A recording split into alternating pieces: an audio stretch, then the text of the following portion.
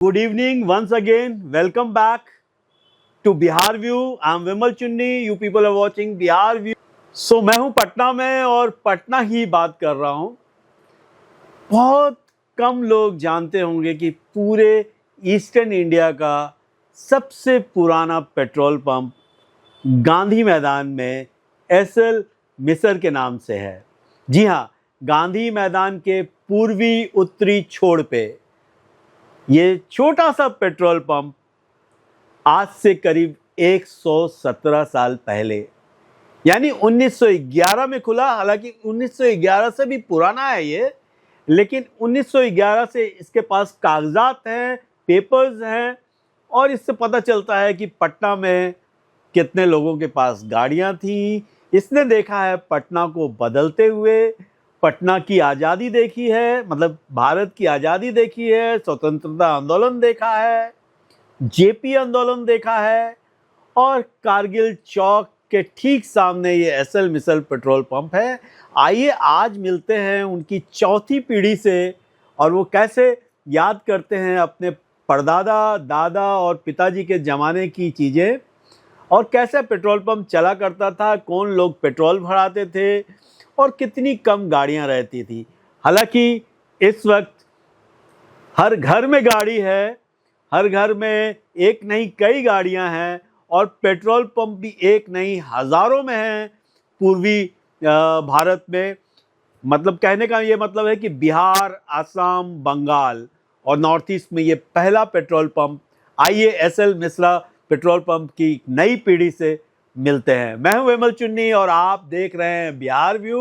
मैं चाहूँगा कि आप इसको सब्सक्राइब कीजिए, बिहार व्यू यूट्यूब पे जरूर सब्सक्राइब कीजिए। आइए सुनते हैं उनकी बातें। नाम से जानते हैं, बांकीपुर के नाम से जानते हैं, पाटलिपुत्रा के नाम से जानते हैं और कहते हैं कि जो कल्चर है, तहजीब है, उस मामले में जो है पटना लखनऊ से कम नहीं है।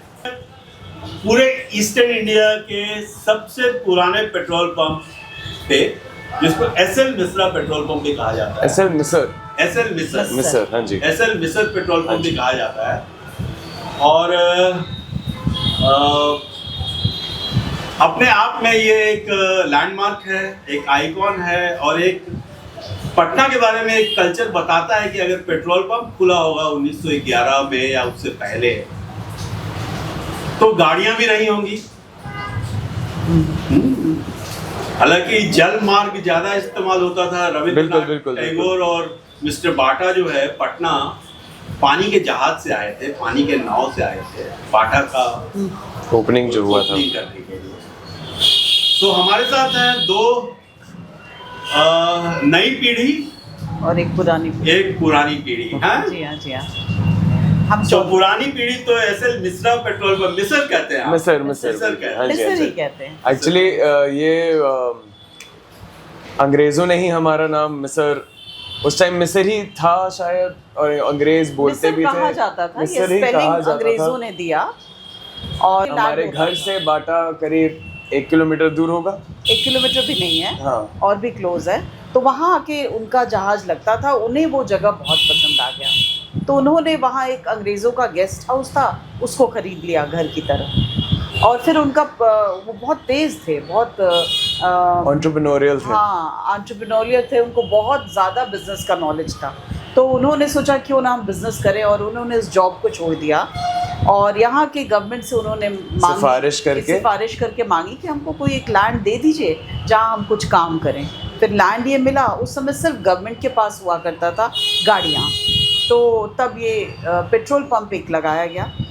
हमने शुरू पेट्रोलियम से किया था, लेकिन क्योंकि उतनी कंजम्पशन नहीं थी तो मोटर पार्ट्स, टायर्स, ये सब कुछ मिला जुला के हम लोग रखते थे कहीं। बल्कि हमारे पास कई लेटर्स भी हैं कि अगर कहीं पे कोई फंक्शन होता था उस समय, क्या बोलते हैं, कहीं से किसी को ट्रांसपोर्ट करना होता था तो हम ही लोग अपनी लॉरियां भेजते थे जिसपे लोग आते जाते थे इधर से उधर। तो वाइस रॉयस के फंक्शंस हैं, और एक बार मैजेस्टी क्वीन का भी कोई एक लेटर था, वो आई थी कभी। तो उनके भी एक मेमोरियल सर्विस हुआ था यहाँ पे 1922 में या 1925 में, तो उसके भी लेटर्स हैं कि उसमें हमारा कंट्रीब्यूशन रहा है। और तो ये भी था कि उस समय गर्मी बहुत थी और ये लोग अंग्रेज़ थे वाइस रॉयज़, तो इनको दिक्कत होती थी। तो एक गर्मी का जाड़े का यहाँ पे कैपिटल जो है पटना जो था वो विंटर कैपिटल था और रांची समय समर कैपिटल होता था, बिकॉज रांची में वेदर थोड़ा बेटर रहता है, गर्मी कम रहती है और उस समय तो और भी कम रहती है। समर कैपिटल में जब रांची जाते थे तो यहाँ से इस पेट्रोल पंप से कास्क में, मतलब छोटे छोटे ड्राम्स में तेल जाता था रेलवे के थ्रू। तो वो सारा डॉक्यूमेंट्स आज भी हमारे पास है, जिसमें ऑर्डर दिया गया है कि आप इतना कास्क भेजिए, इतना का पैसा भेज रहे हैं, ये सब। Thank you. फिर अब हमारा क्योंकि काम बहुत था उनके साथ, तो एक पर्सनल रिलेशनशिप भी बन गया था। तो हमारे जो दादाजी थे या जो परदादा जी थे, उनके बहुत सारे लेटर्स हैं अंग्रेज़ों को, अंग्रेज़ उनसे दोस्ती हो गई थी। लेटर्स ही लिखा जाता था ना, तो अप्रिसिएशन के तौर पे सबने टेस्टिमनी दिया कि एसएल मिसर कितने अच्छे आदमी थे, क्या थे। उसके अलावा उनकी दोस्ती हो गई थी, तो एक अंग्रेज़ थे, वो उधर रहते थे, वो यहाँ पे पहले पोस्टेड थे, उसके बाद वो कहीं चले गए थे, कहीं तो चले गए थे जहाँ मुझे जगह नहीं याद है। वहाँ से वो लेटर लिख रहे थे कि प्लीज़ मुझे इस साल भी आप आम ज़रूर भेजिएगा। तो हम लोग हमारे आम का बगीचा था, तो हम लोग आम हर साल उनको यहाँ जब थे तब वो देते थे। तो वहाँ उनका लेटर आता था कि भाई हमको ज़रूर भेजिएगा, तो फिर उनका आम हम लोग यहाँ से भेजते थे। फिर उनका लेटर आता था कि बहुत अच्छा लगा आपका आम आया, बहुत थैंक यू। और उस समय बिहार, झारखंड और असम एक ही राज्य हुआ करता था, तो इन तीनों को मिला के हमें कभी फर्स्ट प्राइज़, कभी सेकंड प्राइज़ आम में मिला करता था। क्योंकि हम दीघा में रहते थे, दीघा में ही हमारा बगीचा हुआ करता था, तो वो आम मेरे फादर इन लॉ सबको भिजवाते थे, या great grand father in law, तो वो उसका भी लेटर्स बहुत है। तो कहानियाँ बहुत हैं। और उस समय जितने सेंसस हुआ करते थे, जैसे सेंसस हुआ 1921 में हुआ, 1931 में हुआ, इस सब में हमारी 11, 21, 31 हाँ, तो हमने बहुत ज़्यादा हमारा जो परिवार है हेल्प किया गवर्नमेंट को। हमारे पास कुछ गाड़ियाँ थी तो हम लोग देते थे, अगर राइट टाइप का कोई सिचुएशन हो, कुछ पुलिस को ज़रूरत पड़े तो हम लोग अपनी गाड़ियों को दिया करते थे। और ऐसे हमारा रिलेशन था गवर्नमेंट के साथ। तो देखिए एसएल मिसल पेट्रोल पंप जो है गांधी मैदान के पूर्वी छोर पे है जी, पूर्वी उत्तरी छोर पे कह सकते हैं आप। जी। और जिसके बगल में क्राइस्ट चर्च है, बांकीपुर क्लब है, सामने गांधी मैदान है, बगल में एलिफेंटन सिनेमा है, और जिसके ठीक सामने कौन सा है, कारगिल चौक है। जी। सो काफी महत्वपूर्ण जगह पे हैं आप। ये कह सकते हैं कि पूरे बिहार का एक नाक है, ये कह सकते हैं। पटना का तो जरूर नाक है, पटना का नाक है, और पटना पूरे बिहार का नाक है। और आप पूरे पूर्वी भारत में एक सबसे पुराने पेट्रोल पंप में आपका पेट्रोल पंप जो है वो नाम रखता है। और दीघा के आम की बात की आपने, तो हम लोग को याद है कि बचपन में जो दीघा का मालदा था, उसके लिए हम लोग जाते थे दीघा, स्पेशली सर माइकल्स, और सर माइकल्स के आगे एक स्ट्रीट की आई, और बाकी दीघा में हम लोग बगीचे से आम लेके आते थे। हालांकि अब वो बगीचे नहीं रहे, वहाँ बिल्डिंग्स बन गई हैं, अब खत्म हो गया, आबादी आ गई है। नहीं तो कैसे याद, मतलब कुछ ऐसी चीजें हैं जो आपने अपने परिवार में सुनी कि आपके पेट्रोल पंप पे किस तरह की गाड़ियाँ आती थी, किस तरह के? हाँ, शुरुआत में तो ऐसा होता था कि हमारे पास भी गाड़ियाँ नहीं थी, तो हम लोग टांगा से यहाँ से वहाँ ट्रैवल करते थे, जिसका एक बीच में देखिए फ़ोटो है। ये टांगा से यहाँ से वहाँ जाते थे, और जब इनका टांगा चलता था तो लोगों को पता होता था, चूँकि लोग कम थे, कि ये देखिए एसएल मिसर जा रहे हैं, इनका टांगा जा रहा है। तो वो खटखट की आवाज़ दीघा तक होती थी, और लोगों को पता चल जाता था कि अच्छा पेट्रोल पंप वाले जा रहे हैं। फिर ऐसा होता था जब कम गाड़ियाँ थी, मैंने ये कहानी अपने बड़ों से सुना है, अपने हस्बैंड से सुना है, कि ये लोग बाहर बैठते थे और जो भी गाड़ी आती थी पता होता था, अच्छा ये इनकी गाड़ी है, अच्छा ये इनकी गाड़ी है।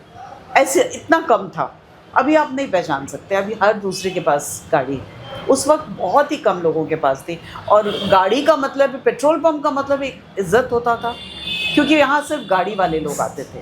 तो अब ये सब धारणा ख़त्म हो गया है, और अब तो सबके पास गाड़ी है।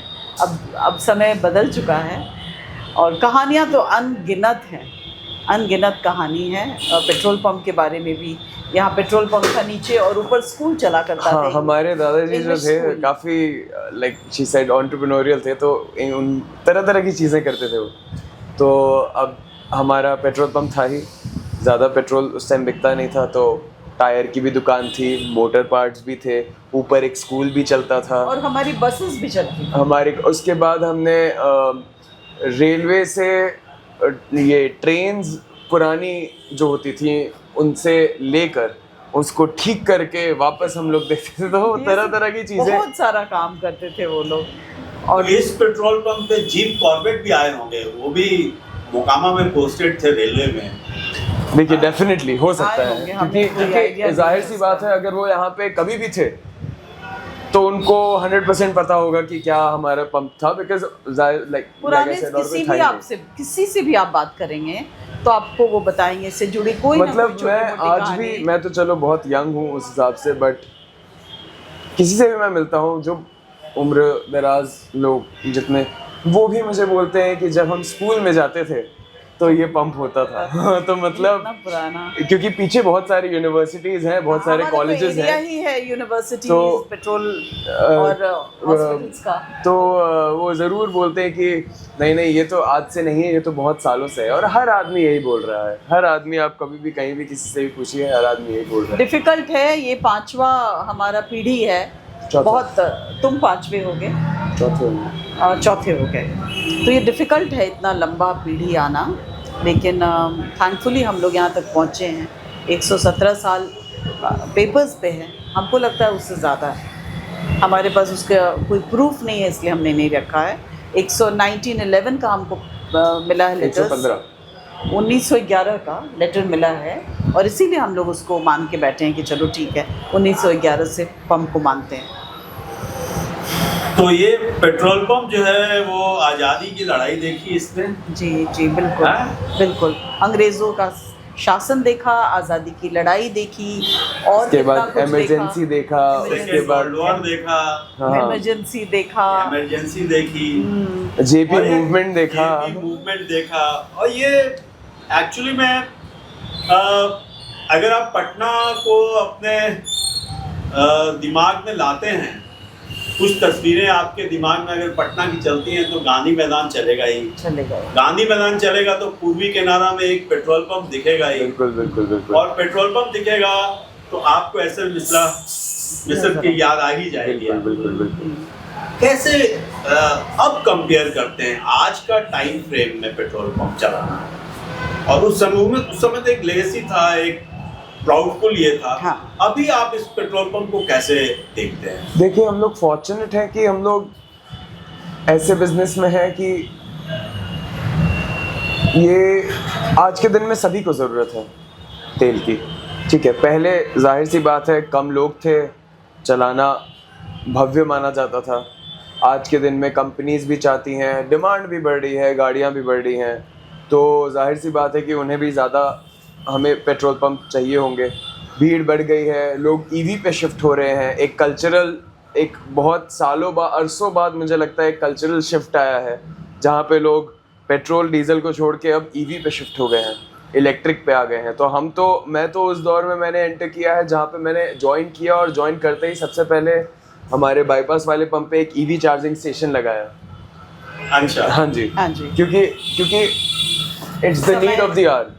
आपको आज नहीं तो कल समय, और इसीलिए शायद हम लोग चार जनरेशन रह भी गए, बिकॉज कोई भी बिजनेस को चलाना और बिजनेस को समझना इम्पोर्टेंट नहीं होता है, आपको उसके चेंजिंग ट्रेंड्स के साथ साथ उसको भी अडेप्ट करके जितनी जल्दी आप अपने बिजनेस में ला सकते हैं, वो ज़्यादा ज़रूरी बात होती है। तो आज के दिन में जाहिर सी बात है, लोग हैं, भीड़ है, गाड़ियाँ आती हैं, बाइक्स आते हैं। अब इथेनॉल ब्लेंडिंग वाला काम पूरा शुरू हो गया है, तो इथेनॉल बेस्ड प्रोडक्ट्स आ रहे हैं, लोग खरीद रहे हैं, अच्छा है। हम इसको बुरा कभी कहेंगे नहीं, क्योंकि this is the only reason कि हम यहाँ हमेशा रहे हैं। हाँ। तो वैसे चैलेंजेस तो हैं ही, चैलेंजेस तो हर बिजनेस में होती है, होता भी है। बस आपको समय के साथ अपने आप को भी चेंज करना पड़ता है, समझना पड़ता है जो नए जनरेशन आ रहे हैं उनको। पहले क्या था गाड़ियों कि को हमारे पास एक अपर हैंड होता था, एक डीलर के पास जो पेट्रोल पंप चला रहे थे उनके पास एक अपर हैंड होता था कंपैरेटिवली, क्योंकि कम थे लोग और गाड़ियाँ ज़्यादा थी, तो उनके पास ऑप्शन नहीं था, गिन के 4 ही पेट्रोल। आज के दिन में क्या है कि कस्टमर के पास अपर हैंड है, तो वो आएगा और आपको उनको केटर करना है। अब हो सकता है उनका मूड ख़राब हो, वो अपने बॉस से डांट खा के आया हो और वो हमारे यहाँ आके हमारे बंदे पे वो भी आपको सुनना पड़ेगा, क्योंकि वो सब चलता है, क्योंकि हमारा ऑफिस में बैठ के काम नहीं होता है। मैं खुद भी आता हूँ तो दिन में 1.5 घंटा 1 घंटा मेरा खुद यहाँ पे खड़े होके मैं खुद देखता रहता हूँ क्या हो रहा है नहीं हो रहा है। मैं बात नहीं करूँगा किसी से, ना ही मैं अपने स्टाफ से बात करूँगा, ना ही मैं अपने कस्टमर से बात करूँगा, लेकिन मेरा वहाँ खड़ा होना इम्पोर्टेंट है, क्योंकि मुझे एक भाव मिलता है कि कस्टमर क्या सोच रहा है, क्या उनको चाहिए, क्या उनको नहीं चाहिए। कूलर लगा, छोटी छोटी बातें हैं, हमारे यहाँ कूलर लगा हुआ है गर्मी में, कोई भी कस्टमर आता है, गर्मी बहुत होती है तो 2 मिनट कूलर के सामने ठंडा जाता है। पानी वानी है, बैठने की जगह है, किसी को वेट करना है। उस दिन यहाँ पे एक स्कूल से 2 लेडीज़ आई, उन्होंने बोला कि हम लोग खाना अपना लेकर आए हैं पर हम लोग कहीं खा नहीं सकते हैं, तो उनको यहाँ पे हमने ऑफ़र किया यहाँ पे। तो काफ़ी आसपास एक हमारा परिवार है ये जगह। पीछे जितने स्टूडेंट्स हैं उनका अपना मानते हैं, और सिर्फ हम ही लोग नहीं, मेरे यहाँ जितने लोग हमारे काम कर रहे हैं कम से कम भी नहीं तो वो 15 से 20 से 25 से 30 साल तक पुराने लोग हैं। एक हमारे स्टाफ है यहाँ पे, वो 50 साल पुराने हैं, वो 16 साल के थे तब से यही है, अभी वो 65-60, और वो उनको कुछ नहीं है, वो आते हैं, उनको कोई हमने कोई उनको छुट्टी दे रखी है कि आप मत आओ, पर उनके पास एक रूटीन है, वो आते हैं, बैठते हैं, 10 लोग उनको जानते हैं, बात करेंगे, कुछ करेंगे, अपना दिन में चले जाएंगे। बट हम लोग एक फैमिली टाइप के हैं और हम लोग काफ़ी करते भी हैं, और वो रिस्पेक्ट हम लोग भी देते हैं अपने स्टाफ और अपने कस्टमर्स को, और वो भी हम लोग को उतना ही देते हैं। कुछ ज़रूरत होती है कभी भी तो हमारे साथ स्टाफ भी बहुत पूरे खड़े होते हैं, और लोग भी, आसपास के लोग भी डेफिनेटली। जैसे अभी हम बात कर रहे थे, आज़ादी की लड़ाई देखी, इमरजेंसी देखा, करते कराते सीए प्रोटेस्ट से लेके अभी स्टूडेंट प्रोटेस्ट तक हमने देख लिया, जो 2026 में स्टूडेंट प्रोटेस्ट हुए हैं। उस दिन भी यहाँ पे स्टूडेंट्स आए, बच्चे आए। हमारा ऐसा सिचुएशन है कि पुलिस वालों को भी हमने उतना ही ठंडे पानी पिलाया और आराम कराया, और स्टूडेंट्स को भी उतना ही ठंडा पानी पिलाया और आराम कराया, क्योंकि ये जानते हैं ये न्यूट्रल ग्राउंड है, ना ही हम शासन के साथ है, ना ही हम लोगों के साथ, हम लोगों के साथ हैं, सोसाइटी के साथ है। तो यही है, ये है।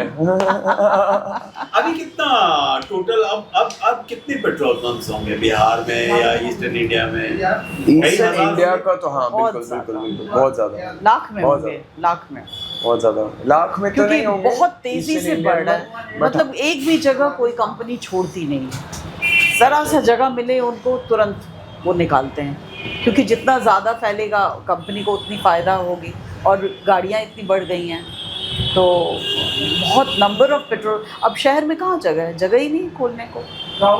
तो लैंड वैल्यू बढ़ जाने के कारण भी पेट्रोल पंप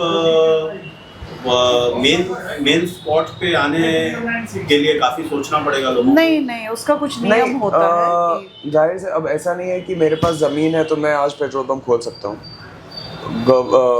OMCs जितनी है, PSUs जितनी है, इनको बाकायदा ऐड निकालना होगा, हम लोग को अप्लाई करना होगा, उनको रेकी करेंगे, आके देखेंगे, अगर उनको लगेगा कि यहाँ पोटेंशियल है तो ही वो आके कर सकते हैं, खोल सकते हैं।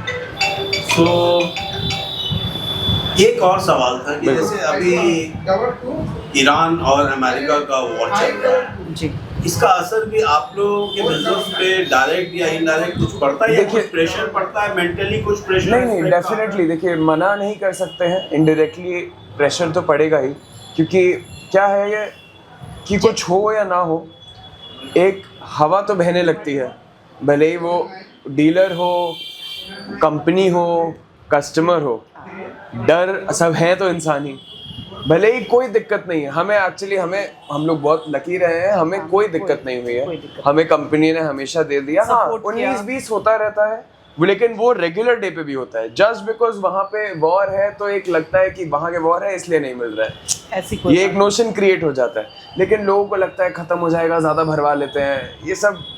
हम लोग लकी रहे हैं, कंपनी ने हमें पूरा सपोर्ट किया है, कभी कोई कस्टमर भी हमको नहीं लगता है किसी को ना मिला हो। हाँ ऐसा हमने कभी मना कभी नहीं किया, कभी नहीं मना किया। यहाँ लोग आए हैं, उन्हें पता है कि अगर वो यहाँ पर हैं और यहाँ आएंगे तो यहाँ उनको मिल जाएगा। हम लोगों ने राशनिंग भी नहीं किया कि नहीं आप इतना ही लोगे, नहीं, जितना जो लेना चाहे ले लो, क्योंकि वो हमारे लिए भी टेस्टिंग टाइम है। और ये भी था उनको डर कि कल कहीं दाम ना बढ़ जाए, तो ऐसा उनको ना लगे कि पेट्रोल पंप जो है रोक रहा है कि 200 के आज 200 का देंगे, कल ज्यादा दे देंगे, ये सब नहीं, वो हम लोगों ने नहीं किया।